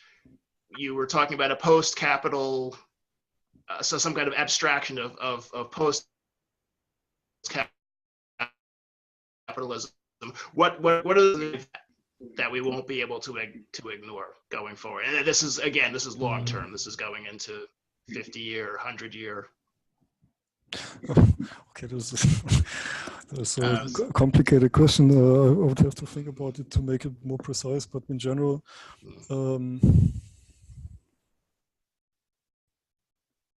I cannot give you a quick answer, so to speak. I just see that when I try to answer it, I will have to explain too many things at the same time. Well, what about the CEO? Well, let me just say something quickly for one thing. So obviously,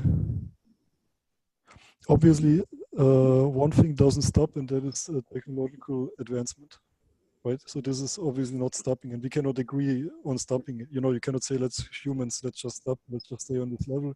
Why it's impossible? It's very easy, because you will automatically improve when something is broken. There is no, you cannot say we're going to go back unless somebody is controlling you. You know what I'm saying? So, for example, you have a shovel.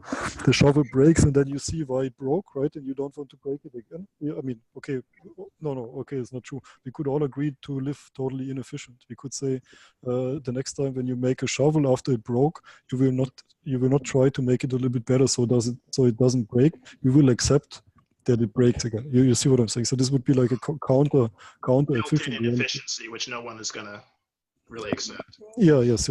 And the point is, even if people would accept it ethically, if they would agree on the norm, right? You only need one little glitch, some person who not on purpose even change that. You know what I'm saying? So you don't even need to have an evil person that will go outside of the rules. You know what I'm saying? That will break the rules. It just can be a glitch. It can be a accident or something. It's not already you have a shift again. So what I'm saying is that this is not going to change probably. And of course, with this global, chaos, as we talked about earlier, where every nation is in competition with every other nation. In the moment you stop, you die. It's very simple. Like there's this global competition. In the moment when you go slower, somebody will swallow up. Will simply swallow you up. So in other words, right now there's no way to not believe that there is not a drive or push, for the next 100 years, 150 years. So I don't know what would stop that. Okay, so just to make it clear that the technology is going to keep on. So everybody is basically constantly and even more than ever dependent on, so to speak, preempting the future, right, with technology and with money. So you have to make sure that you have the resources to produce the technology, because if you don't, and to make sure that you get the resources is by whatever, yeah, let's say money. Okay, let's just call it money. So in other words, this is not going to stop, and this financial market. I guess you have seen the figure once, right? So how much real money and how much real economy there is, and how much virtual economy. Speculative, right. Yeah, speculative. Have you ever seen the difference? I know it's growing. Yeah, no, it's not only growing. It's like Exponential. it's like, imagine a small human next to a skyscraper. So we have like 100 or 1,000 or 1 million times more money going in this speculation of the future than what's really happening, right? Because so anyway, so this so what I'm just saying. So as a first step, because as a first step, that this is not going to stop. Okay, so this what I'm saying is, now, to make it very simple, right now this future perception or future preemption, so to speak, which is in the financial market, is still bound to the old capitalist ways. You see, and what I'm saying is that maybe this could be detached from that.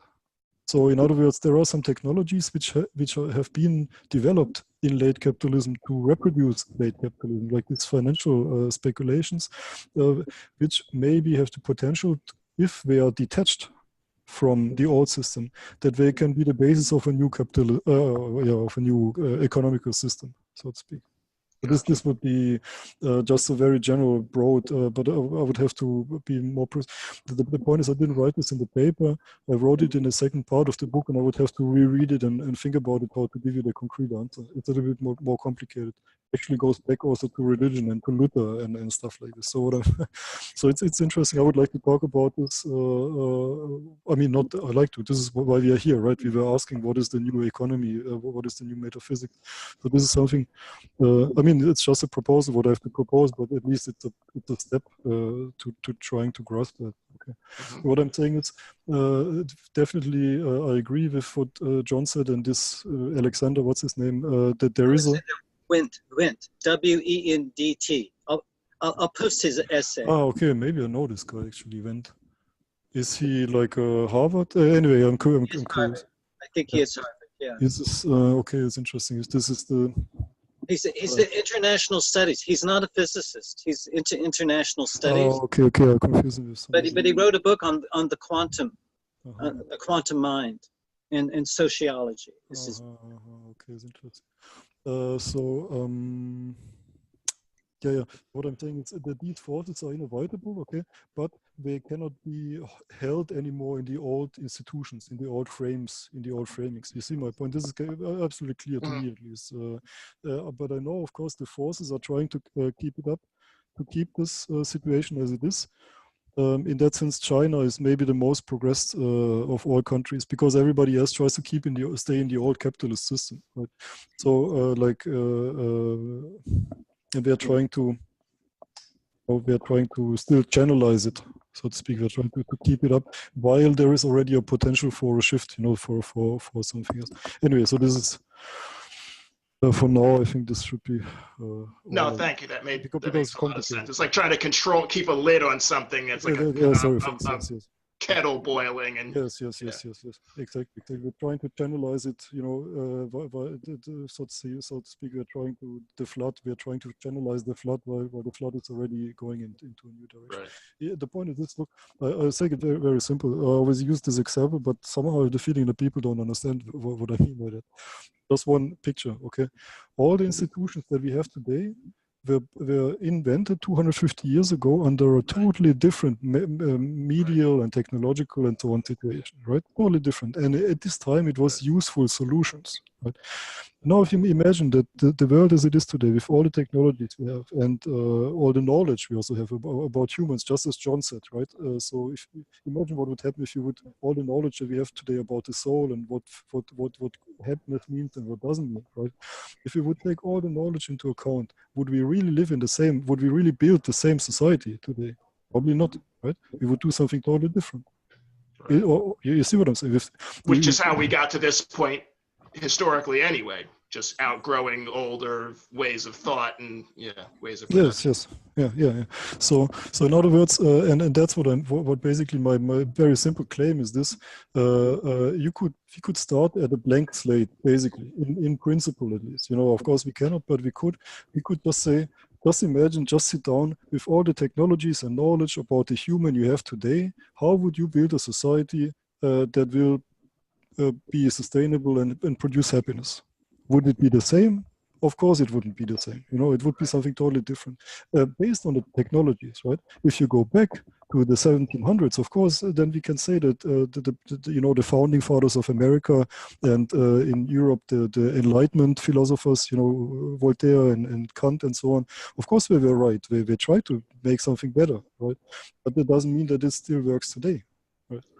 It's very easy. I mean, I don't know what. There's nothing to object. So this is my outset. You see my point. So we have new technologies that enable us for a shift in everything. So the question is, do we want that or not? This is all. Yeah. Okay. Yeah, that's what I have to say in this regard, so to speak. But yeah, I would like to suggest something. So if we want to go deeper into this question, I would really suggest to look a little bit closer at this Graeber idea, at the idea of Graeber in depth with the different types of economies, right? And then to carve out, so to speak, what is our current driver of our current economy still.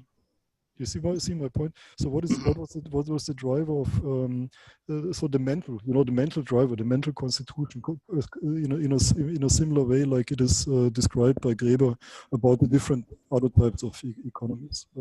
You see my point? And then you get a little bit closer, I think, maybe to to carving out the moment where you can change something. Where the metaphysics. How should I say, where the metaphysics are related to the institutions and to the economy. Does that make sense? So I mean, this would be my suggestion. It all links up. Then this is something that's a question. If I would have, by the way, just for the record, I'm not a professor. I'm nothing. I'm not even a doctor. I thought you were. I thought you taught sociology. Metaphorically, I'm a professor. So no. I mean, I taught, but in Germany you have a different system. So if you're at the university, doesn't you have the same too. It's like you have tenure track and assistant and all kinds of stuff. Yeah, I mean, I'm so just saying legally, I'm definitely not a professor. Yeah, far away from that. Just a teacher. Cool. So what I wanted to say, this was. Teaching. So you want to look at Graeber, his book Debt? Yeah, that one special chapter. 6? Is that chapter 6? Yeah, I think I sent an email, but maybe it got swallowed or lost in the system at some point a long time ago. I can do it again. It's no problem. Yeah, maybe in 2 weeks from now. And I know you said your timing was off, though. You said your schedule, it may not work for you then. We can find it. Yeah, we will see. I think evenings is best for most of us here, but we could maybe do it earlier in the evening. Would that be okay with you, TJ or Doug? We can bump it up to 7. Would that be okay with you, Davor? 7 that means? 1 o'clock for 7 you. our time. Yeah, no, it's not good. It doesn't work like this because I will really have. It's a long story with my sleeping pattern. It shifts all the time. It changes, and right now everything was good, but in 2 weeks it will be bad. Definitely bad. There will be no. But what about other, like Saturday, Sunday? No. We've never done that, but I'm open to that. Oh well, I don't know about you guys. You guys have families. I don't know if the weekends are good for you, TJ.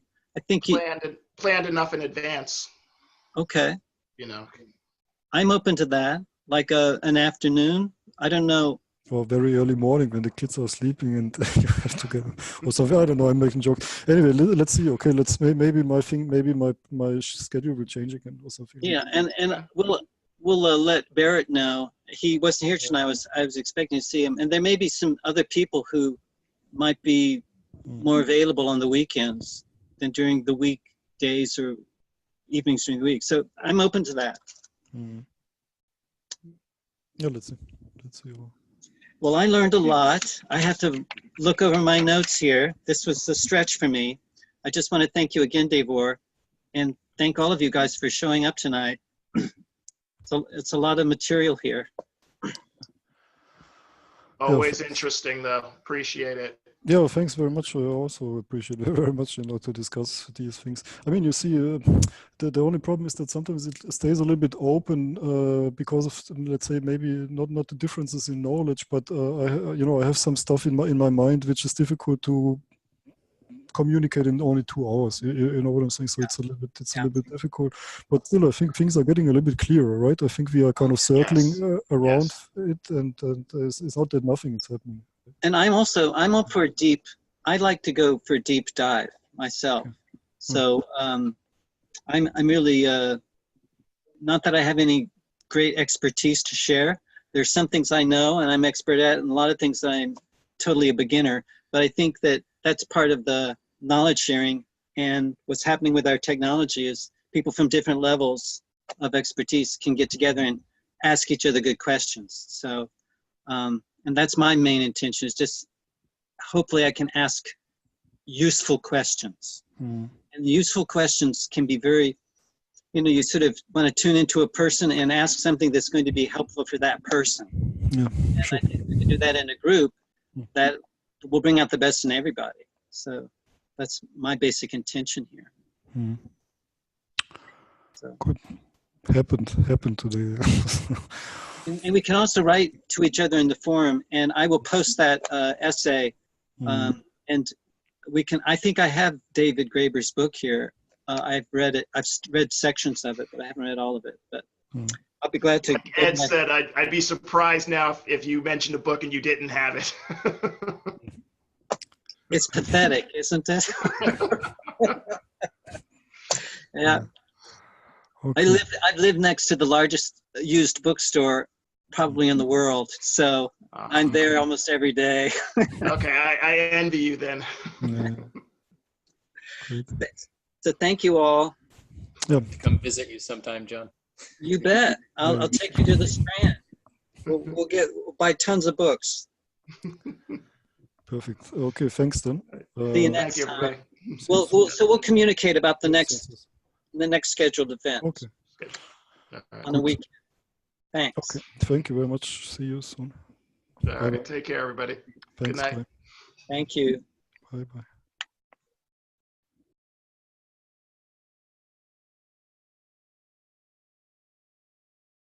Bye. Good night.